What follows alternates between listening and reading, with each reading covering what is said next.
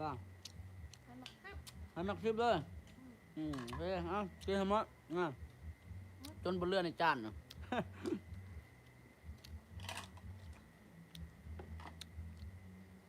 โอ้เบิ่งส้มคือสีแสบแล้วเพิ่นกินเนี่ยเพิ่นน่ะมื้อหน้านะฮะเก็บอีกเด้อ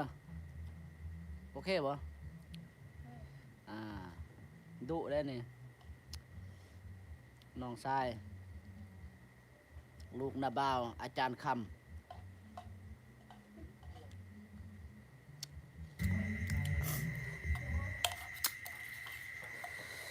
กินเยอะๆนะ กินให้หมด กินให้หมดอย่าให้เหลือแม้แต่ถ้วยแต่จาน อาหารเฮานี่อันตราย โคตรเผ็ดเลยทุกคนเอ้ยอ้อมหอยนี่ใส่เผ็ดเนี่ย